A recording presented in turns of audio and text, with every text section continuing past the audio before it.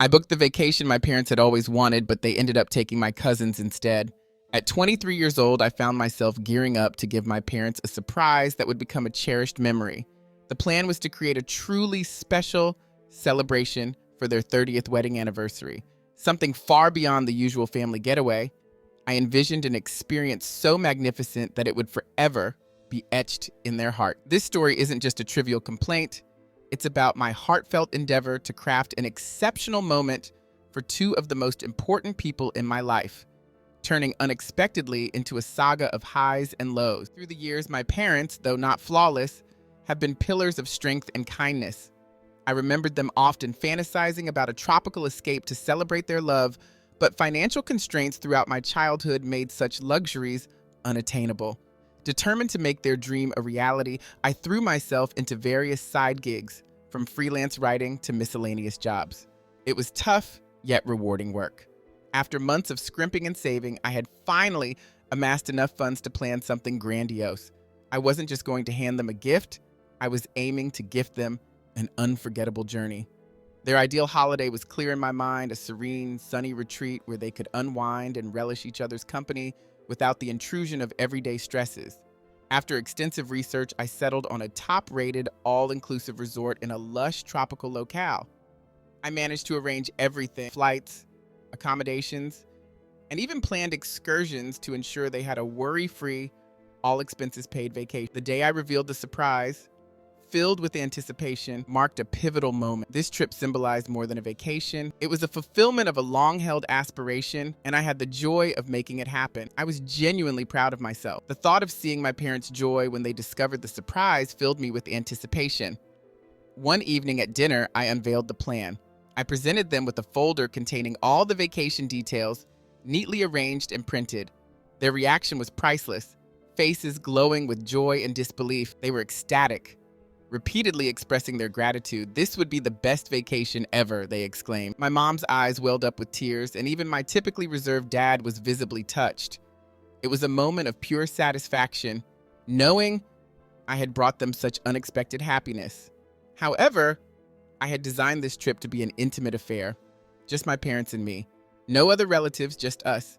It was meant to be a peaceful, private time to strengthen our family bonds against the serene backdrop of the beach. I had hoped this setup, emphasizing our small family unit, would resonate with them, as they had often sacrificed their own desires for the broader family's needs. With everything arranged meticulously, I made it clear it's all set and it's just going to be the three of us. No additional guests. They agreed without hesitation, thrilled by the plan. We even began to discuss the specifics, what to pack, the exciting excursions I had organized, and our daily activities. Just when it seemed like everything was falling into place, a curveball was thrown my way. A few days later, my mom mentioned nonchalantly that my cousins were looking forward to the trip. I was taken aback. My cousins? They were never part of the plan. Yet, my mom spoke of their financial hardships and how this trip was a golden chance for them, a chance they otherwise couldn't afford. The excitement in her voice was unmistakable, but inside, frustration began to simmer. At that moment, I chose not to respond, thinking perhaps my mom's remark was just casual chatter, or maybe she was subtly probing. However, as she continued, it became apparent that her comments were not merely passing thoughts, but an indication of her intentions. A few days later, my fears were confirmed. My parents had invited my cousins along, turning our intimate getaway into a full-blown family excursion. They justified the change by saying it was better as a family trip and felt my cousins should join us. My heart dropped. This shift was completely counter to the private retreat I had envisioned for them to escape the daily grind. Feeling somewhat betrayed by this turn of events, I confronted them, my voice shaking with emotion. I expressed my disappointment, explaining how much effort I had put into planning the perfect trip, which now seemed in vain. Their response only added to my distress. My mother accused me of being selfish for wanting to keep the trip exclusive to our immediate family. Family should stick together, she insisted. My father mentioned the rare chance to connect with my cousins. Their words felt like a blow, leaving me feeling unappreciated and sidelined. Overwhelmed and needing to clear my head, I retreated to my apartment. I had never felt so overlooked. What was supposed to be a memorable gift had devolved into just another family outing. I avoided speaking to them for a few days, grappling with the disappointment and considering drastic measures like canceling the trip altogether. Although I pondered getting refunds for the resort and flights, I eventually dismissed those thoughts, deciding against drastic actions. The financial investment I made in this trip was substantial, representing a significant portion of my hard-earned savings. Canceling would not only mean losing this money, but also deeply disappointing my parents, who were already thrilled about the upcoming vacation. Despite my frustration, the last thing I wanted was to dampen their spirits over what was meant to be a celebratory time. Thus, I chose to remain silent, convincing myself to adapt to the situation. However, as the days passed, doubts crept in.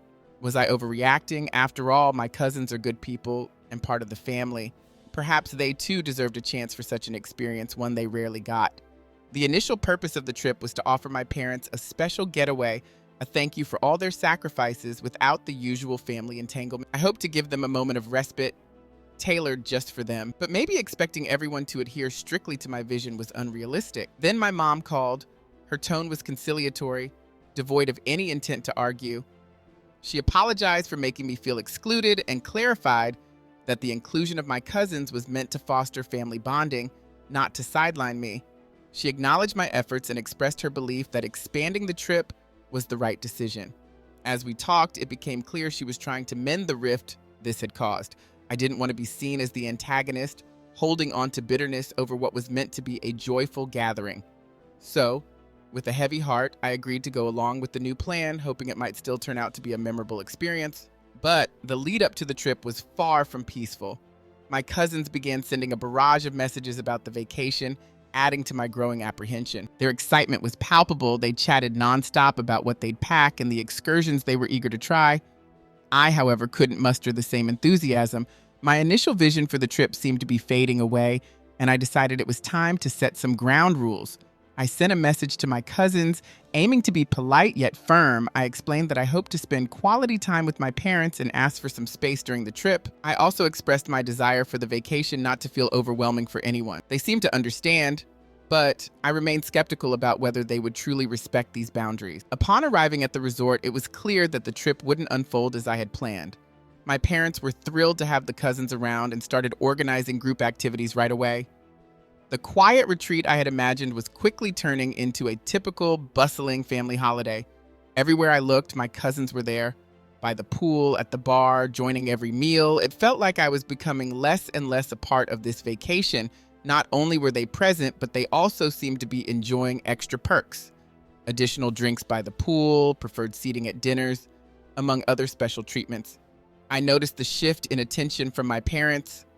They seemed to focus more on entertaining the cousins, while I felt increasingly sidelined.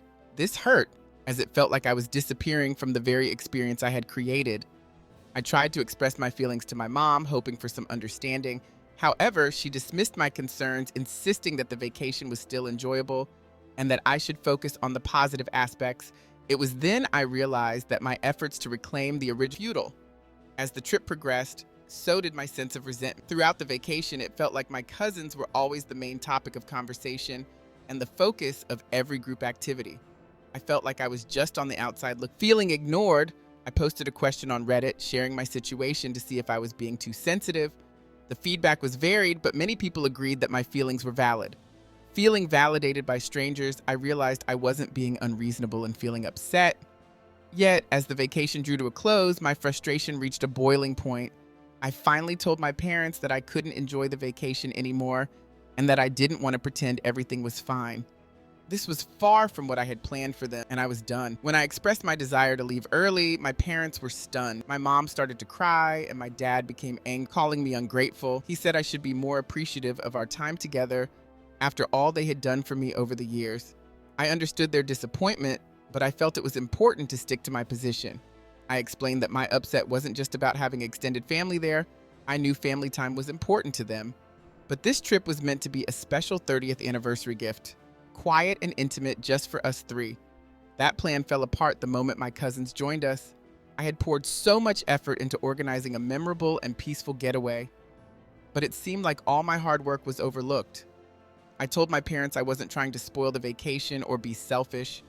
Rather, I was upset because the nature of my gift had been completely altered. This was meant to be more than a regular family trip. It was a gesture from my heart, and now it felt undermined. However, My parents saw things differently. They continued to call me selfish, upset that I wasn't embracing the situation. They couldn't understand why I was so unhappy when they had enjoyed the cousins' company so much.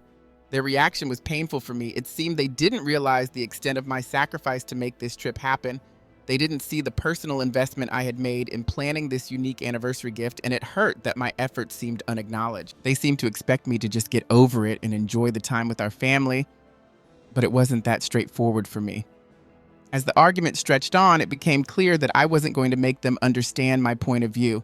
I felt deeply hurt, and they seemed only concerned with their own experiences. My cousins, overhearing our dispute, tried to console me, but their efforts didn't feel sincere. While I didn't blame my cousins directly, they hadn't asked to be included, their presence intensified my discomfort. It seemed as though they felt entitled to be there, which only added to my sense of them imposing on what was supposed to be a special gift from me to my parents. The remainder of the trip passed in a haze.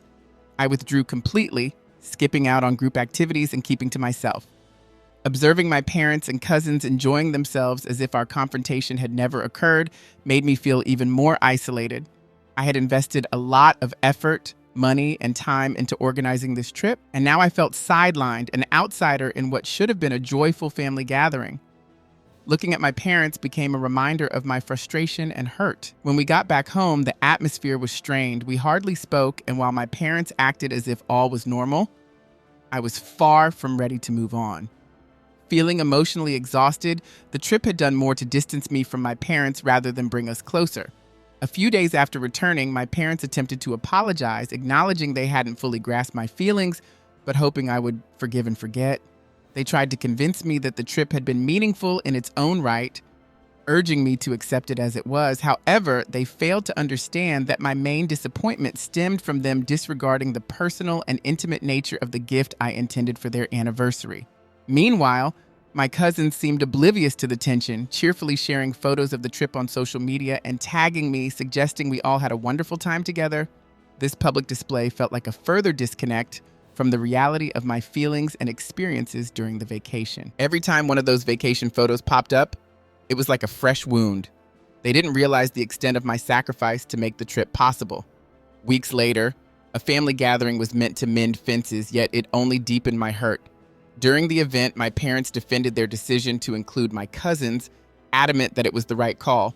They seemed oblivious to my ongoing distress, focused solely on promoting family unity. Then, my aunt's remark hit hard. She suggested I should be thankful that my cousins could join. That comment felt incredibly dismissive given all I had invested in planning this special trip. Feeling increasingly alienated, I recognized that seeking understanding or closure from my parents might be futile. They were unlikely to grasp the full measure of my efforts or the depth of my disappointment, and no amount of discussion seemed capable of changing this. This realization prompted me to reassess my relationship with them.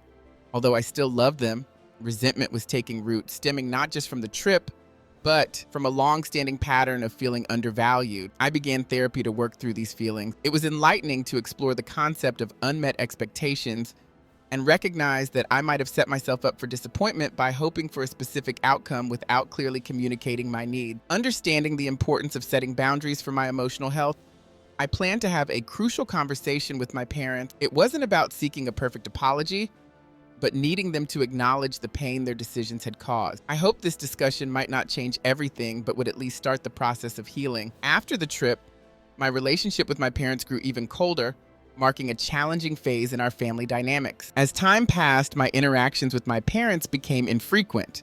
We weren't constantly arguing, but there was undeniable tension in the air. They avoided discussing the vacation, perhaps hoping the issue would simply dissipate. However, I found it impossible to forget, and the pretense that all was well only deepened the sense of damage done. As the holiday season approached, my discomfort grew. The thought of seeing my cousins again, who had continued as if nothing was amiss, sharing and tagging photos from the trip, was unsettling. It served as a constant reminder of the unresolved issues. I dreaded the idea of spending the holidays acting as though I wasn't still affected by what had happened. Then, unexpectedly, my parents gave me a gift, meant as a token of their appreciation for organizing the trip. Yet, when I unwrapped it, the gesture felt empty. It wasn't about the gift itself, but the realization that Our underlying issues remained unaddressed. They had offered apologies, but those hadn't tackled the root of the problem. It seemed the gift was merely a superficial attempt to move past the conflict, not a genuine effort to understand my feeling. This moment underscored a fundamental shift in our relationship. The issue had evolved beyond the spoiled vacation. It was about their disregard for my efforts and emotions, consistently prioritizing others over me. Accepting this new reality was painful. My parents were unlikely to ever fully prioritize my needs as I had hoped. This realization became clearer during a solo weekend getaway I took to think things over. Away from everything, I reflected on the entire situation and reached a pivotal understanding. I recognized that clinging to my resentment was self-destructive. While my relationship with my parents might never be ideal, I could find inner peace. Letting go of bitterness and focusing on my own well-being became my path forward, emphasizing my personal happiness above unresolved family dynamic. Coming to terms with my feelings wasn't simple, but it was essential. I began the process of forgiving myself for harboring resentment for so long. Confronting my emotions and deciding to release them was tough. Yet, I knew clinging to bitterness would only continue to harm my familial relationships. I resolved not to let this one incident overshadow my entire relationship with my family.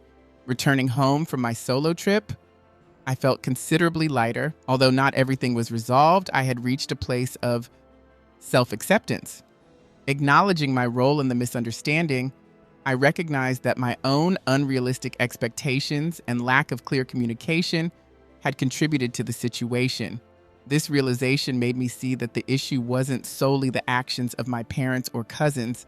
It was also about my failure to establish necessary boundaries that could have prevented my feelings of being hurt. After some reflection, I decided it was time to engage in a candid discussion with my parents to attempt to mend our relationship and clarify how deeply the trip had impacted me. During our conversation, I expressed that I was still hurt but eager to move past the negativity. We discussed the importance of setting clear boundaries and agreed on the need for greater transparency in planning family events in the future. It seemed they were receptive to what I had to say, which gave me hope for better communication going forward. I also reached out to my cousins to share how their actions had affected me. They acknowledged their oversight but seemed mostly interested in smoothing things over. While I appreciated their apology, it didn't completely heal all wounds, yet it represented progress. Over the subsequent weeks, the tension with my parents began to ebb. Although I sensed that our relationship had irrevocably changed, we might not have been as close as before, but this didn't mean we couldn't find a new way to relate. I shifted my focus towards personal growth, setting new goals for my happiness, and cultivating friendships outside of my family circle. This journey led me to a broader reflection on family relationship. I realized that such relationships are inherently complex and wouldn't always align with my expectations. This understanding helped me navigate our interactions with more resilience and less disappointment. I came to understand that I couldn't control everything, and sometimes that meant releasing some of my rigid expectations. However, recognizing this didn't mean I had to lose my identity. Instead, it allowed me to establish healthier boundaries with my family. I was learning to love them in a way that didn't leave me feeling depleted or undervalued. Things were far from perfect, but I began to discern a way forward. I didn't expect rapid solutions, but I was prepared to invest the necessary effort to improve our relationships. This commitment to change was pivotal in my healing process. A few months after the tumultuous vacation, I had ample opportunity to reflect on those events. Through reflection, I realized family dynamics were more intricate than I had ever imagined. The trip was a real eye-opener, challenging my desire for perfection and teaching me to embrace the inevitable chaos of life. As difficult as it was, this understanding brought a new perspective on how to cope with familial relationships. Reflecting on my parents' actions during the trip, I began to see them in a different light. I had always viewed them as infallible, but the vacation revealed their limitations. They weren't perfect, but they were doing their best with what they knew. Although their decisions weren't always aligned with my expectations, it was clear they cared in their own way. This realization made me acknowledge my own role in the conflict. My desire for control and perfection often led to misunderstandings. I expected flawless execution, and when things went awry, I felt let down. I hadn't been clear about my expectations, which sowed seeds of resentment on both sides. As time passed, The topic of another family vacation came up. Despite my initial hesitation, recalling how badly the last one had turned out, everyone welcomed the idea and we organized a family meeting to brainstorm vacation options. The atmosphere during this gathering was noticeably different. There was a genuine willingness to compromise and consider each other's preferences. Even my cousins, previously somewhat overbearing, showed a newfound respect for the group's input. My parents also took a more active listening role. We all concurred that the priority was everyone's happiness, not sticking rigidly to a preset plan. The focus shifted from crafting the perfect vacation to creating an enjoyable experience for the whole family. During the meeting, I had an epiphany about compromise. It wasn't about abandoning my desires, but about discovering a balance where everyone's wishes could be addressed. This was a tough lesson learned from past conflicts, yet it now seemed I was ready to apply these insights. I realized that the responsibility for the group's happiness didn't have to rest solely on my shoulders. We were a family, and each of us had a part to play in ensuring our collective well-being. This more collaborative approach was invigorating and sparked ideas for reshaping our family traditions. For so long, our family events had followed a predictable pattern, but now I saw the possibility for something more participatory and inclusive. We discussed ways to foster better communication, set clear expectations, and actively involve everyone in organizing family gatherings. To put this new method to the test, I planned a small weekend getaway just for our immediate family. It was a modest event, not a lavish vacation, but it was a crucial step to see how our adjusted dynamics would function in practice. I was anxious about the potential outcome, yet committed to making it a positive experience. Surprisingly, the trip went smoothly, though some familial tensions were unavoidable and more realistic expectations. During the weekend getaway, there were unmistakable moments of genuine connection among us. We engaged in shared activities, enjoyed meals together, and conversed more authentically than we had in a long time. It was refreshing to step away from the old pattern where I felt obligated to manage everything. This shift allowed all of us to simply be ourselves, which improved the overall atmosphere. That ordeal was a catalyst for personal and familial growth. While it was challenging, it steered me towards a path of healing and self-improvement. As another holiday season neared, I felt ready to apply all that I had learned. Previously, I had dwelled too much on the past mishaps of our vacation, but now it was time to move forward. I initiated the planning for a family reunion, but with a new approach. This time, I would not shoulder the entire planning burden alone. I involved everyone, parents, cousins, and extended family, ensuring each voice was heard. The lessons from the previous year underscored the importance of inclusivity and collective decision-making. We collaborated on the reunion planning, discussing our expectations and desires openly. It was no longer about fulfilling a singular vision, but about finding common ground and accommodating everyone's ideas. The process was initially challenging, but gradually we all synced into a cooperative rhythm. Naturally, there were disagreements, but the dialogues were constructive, with everyone showing respect for differing views. Reflecting during this time, I recognized my own growth since the vacation debacle. I no longer sought validation or approval from my family. Instead, my focus had shifted to fostering genuine connections. This change in perspective was liberating. I was more concerned with being present and truly engaging with my family than with orchestrating a flawless event or seeking accolades for my effort. The support from my parents throughout this new planning process was encouraging. They appreciated my efforts to start new traditions, marking a significant shift in our family dynamic. For the first time in a long time, it felt like we were truly collaborating, with no one trying to dominate the planning. Even my dad, who had previously been more hands-off, stepped in to assist with some of the logistics, signaling that we were united in our approach. A few months later, we embarked on the family vacation we had collectively planned. It turned out to be a success, though not in the way I had once imagined, a perfect vacation, but in a balanced and real way. During the vacation, everyone contributed to the decision-making process, ensuring that no one felt overlooked. We found a way to agree on activities, meals, and accommodations, which significantly enhanced the experience. For once, I wasn't the sole decision-maker. It felt like a collective effort, which was exactly what I had hoped to achieve from the beginning. Returning from the vacation, I felt an enormous sense of relief. It was finally time to confront the memories of the previous anniversary trip that had been weighing on me. I had an open and honest discussion with my parents about everything that had transpired. We all recognized that the previous trip had been a significant learning curve for us all. During our conversation, my parents admitted they hadn't realized how important the initial trip was to me, and I acknowledged that I had been too forceful in pushing my perspective. We accepted that not everything had gone according to plan, but we were at peace with that, having gained valuable insights from the experience.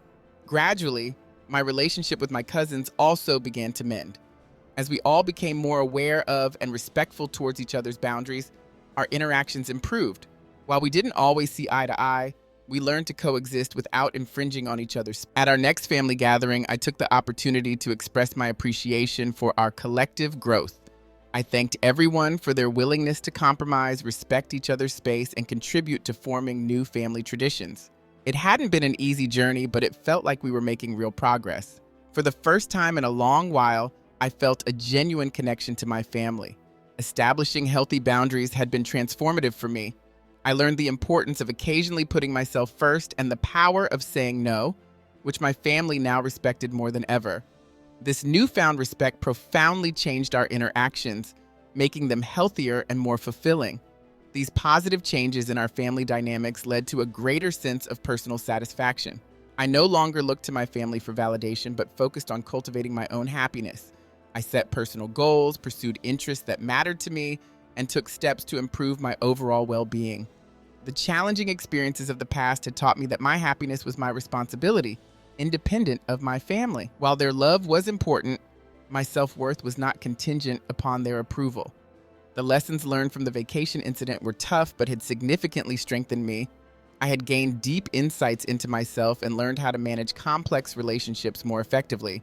Looking to the future, I felt a sense of optimism. With established boundaries, open communication, and improved family relations, I was confident that we could handle any future challenges together. Our family life wasn't perfect, but it was genuine and filled with growth, and I was eager to see what the future held.